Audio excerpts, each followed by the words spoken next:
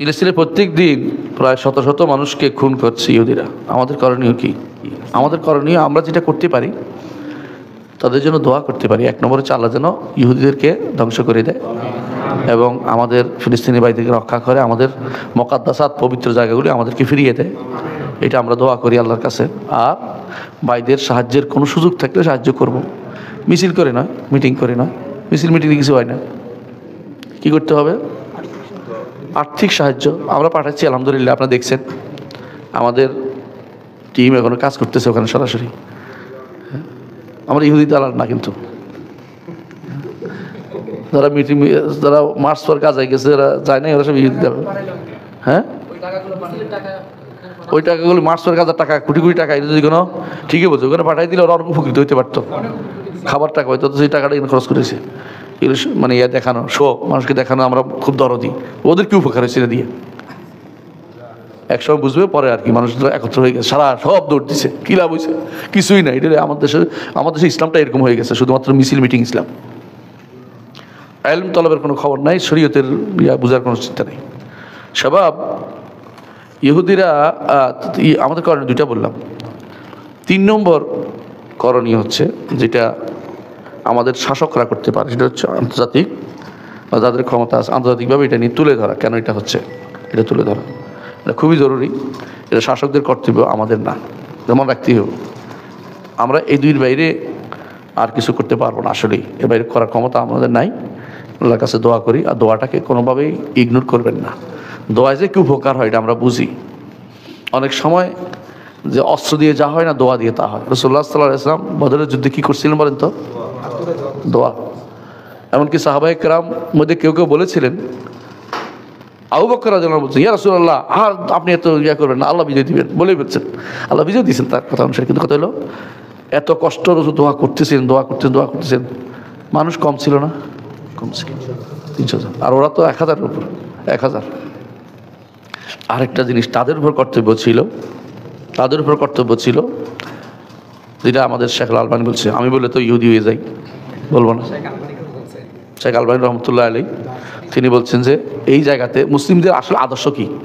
আচ্ছা, ইয়াবাতেই ইহুদি জায়গা পাতে যে কোনো জায়গাতে মুসলিমদের আদর্শ কি? যেখানে পারে না থাকতে সেখান থেকে কী করতে হবে? সবর করে থাকার চেষ্টা করবে, নাহলে হিজরত করতে হবে।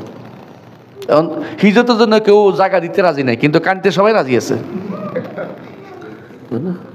আমাদের দেশে বলে তালের জন্য ফোরান পড়ে, মুরগির জন্য ফোরান পড়ে। মুরগিও জব করতে চায় না, তালের জন্য একটু চোখের পানি ফেলে দিলাম, অসুবিধা কি? তাই জায়গা দেয় না, এরা মরে গেছে, তার জায়গা দেয়, রোহিঙ্গারা ঢুকতে দেয় না ওদেরকে। তো আর এদের জায়গা নিয়ে এত মুসলিম ভাই, তোর ঢুকতে না পারলে জায়গা তো খালি পড়ে রয়েছে, ওইদিকে দ্বীপ একটা দিয়ে দেয়, সমস্যা কি? না, ওইটা কিছু না, ওদেরকে ওখানে ওটা ঠিক দাবি থাকবে, ওখানে ফেরত পাঠাবে, দাবি ইন্টারন্যাশনাল কে আমার জায়গা কেন ছাড়বো? তাই বলে ওরা নিরাপত্তাহীনতা তাদেরকে ছেড়ে দেওয়া তো জায়েজ নাই। ইমানদার তার ভাইকে নিরাপত্তাহীনতায় ছেড়ে দিতে পারে না। লা ইয়াখজুল, রাসূল শব্দ হচ্ছে লা ইয়াখজুল, শত্রুর সামনে তাকে রেখে দিতে পারে না। এটা বললে তো আর খারাপ বলবে এটা। আচ্ছা, আমি বলি না, শেখে বলছে বললাম। আর কত নিজের উপর জুলুম করবো? তো এটা বলেন না, বলে না আমি মাটি কামড়ায় পড়ে থাকবো। মাটি কামড়ায় পড়ে থাকা ইসলামের নিয়ম না। হ্যাঁ, মার্চ ফর সামথিং এরকম কোনো যদি প্রতিবাদ বা অন্য কোনো উদ্দেশ্যে করা, তাহলে বেদাত হবে। দেখছেন তো, ওই যে ওই মারা গেছে আরেক জায়গায়, আর আমি এখানে দাফন করার জন্য খবর খুঁজতে আছি। প্রতিবাদ কার বিরুদ্ধে? আচ্ছা, ইহুদিদের ঘৃণিত, এটা কি আমাদের সন্দেহ আছে? কারণ কেউ কি ইহুদিরা ভালোবাসে? তা আপনি এখানে মার্চ ফর, এটা কি বিরুদ্ধে কাজ করা? আপনি বুঝেন না কথা? এটা কিসের প্রতিবাদের অংশ? প্রতিবাদ কোনটারে বলে ভাইরে? প্রতিবাদ তো এটা বলে তাকে আমি পাচ্ছি, তার কথাটা বলছি। মার্চের সাথে সম্পৃক্ত কি এটা? এটা ঘৃণিত, ইহুদিরা আল্লাহ তাআলার অভিশপ্ত জাতি, মাগদুবা, এটা বলেন। কিন্তু এটা বলার জন্য মার্চ করতে হবে। হ্যাঁ, বিশাল করে একটা মিছিল করতে হবে। মিছিল করে এরপরে কেউ কারে দাঁড় করাইতে হবে, একজন কেউ উঠবে উপরে, কেউ নিচে উঠবে, নিয়ে ঝগড়া করতে হবে একবার। গণতন্ত্র অভ্যুত্থান লাগাইতে হবে একটা। হ্যাঁ, এই উপরে কেউ উঠবে, নিচে কেউ উঠবে, একটা লাগবে না, 3 জন, তুই উঠবে পারবি না, আমি উঠবো, ঝগড়া লাগে যায়, এটা লাগে একটা হইব। মার্চ এটার প্রতিবাদে কী হলো ভাই? প্রতিবাদের জায়গা তো এটা নয় যেখানে গন্ডগোল সেখানে প্রতিবাদ। আপনি কোন জায়গায় প্রতিবাদ করতেছেন? এই প্রতিবাদ এখানে বিরোধিতা নাই কারো, কেউ বিরোধিতা করতেছেন এটা নিয়ে, যেটা করতে পারেন এখন কার বিরুদ্ধে প্রতিবাদ করতেছেন? বাংলাদেশ সরকার কি যাইতে পারবে যুদ্ধ করতে? ক্ষমতা আছে তার? নিজেরে নিয়েই মরে যাচ্ছে, তোমার নিয়ে বিপদে আছে, আর ও ওখানে চিন্তা করবে কি নিয়ে? হাতের পাশে আরাকানে তো কিছু করতে পারে, জায়গা দিতে পারতেছে না, আর এখানে তো ওখানে কিছু করবে। এই প্রতিবাদের জায়গা এখানে হলো, তোমার তো মুখের প্রতিবাদে মিছিল করতে হবে কেন? তার জন্য সর্বোচ্চ যেটা করতে হবে দোয়া, এবং আর্থিক সাহায্য পৌঁছাইতে পারলে পৌঁছাইবা। তোমার প্রতিবাদ হলো দোয়া। আর কেউ জিজ্ঞাসা করলে ঘৃণিত কথা বলবে যে মাকদুব আলাইহিম, লানত পড়ো, আল্লাহ গজব তাদের উপর, আল্লাহ বলছে তাদের উপর গজব, তিনি বলেন। তাই বলে আপনি প্রতিবাদের জন্য মিছিল করতেছেন? হ্যাঁ, ইসলামী যে কোনোদিনই ছিল না, প্রতিবাদের সিস্টেম ইসলামের ছিল না কোনোদিন, কোনো প্রতিবাদের ইসলামী এই মিছিল ছিল না। এই মিছিল আবিষ্কার করছে কারা? বাগিরা। স্পষ্ট জিনিস, প্রতিবাদ এখানে ইতিহাসে এই বাগিরা ছাড়া এই প্রতিবাদ কেউ করে নাই। মুসলিমদের হয়তো যেগুলো ইবাদত হিসাবে করছে না, ইবাদত কি জন্য করতেছে? ঠাট্টা মশকারির জন্য করতেছে। কই যে প্রতিবাদীরা এবাদতের জন্য করতেছে না, কি জন্য করে এটা? মশকারির জন্য।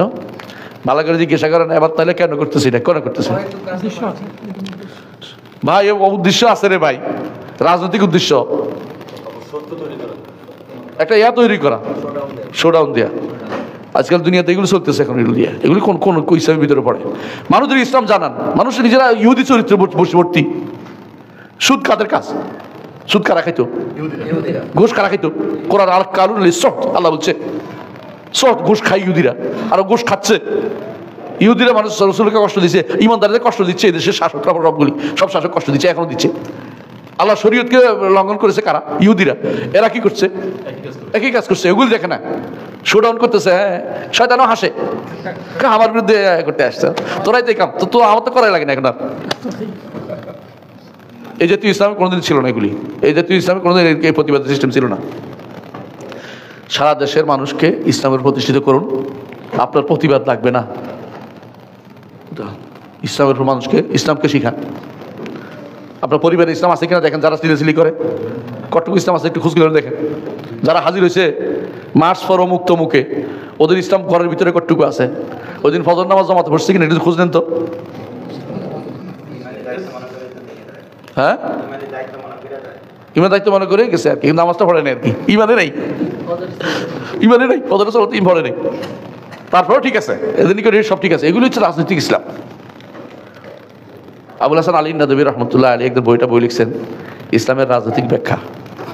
বইটা বাংলা অনুবাদ হয়েছে, এটা পড়বেন আপনারা, পড়ে বুঝতে পারবেন ইসলামের কেমনে রাজনীতি বানাই ফেলেছে। এটা ইসলামের মধ্যে রাজনীতি আছে, তাই বলে আপনি ইসলামটাই রাজনীতি বানাই দিচ্ছেন পুরো, এটা তো না। আমরা যে দৃষ্টি দেখছি ওই দৃষ্টিতে ইসলাম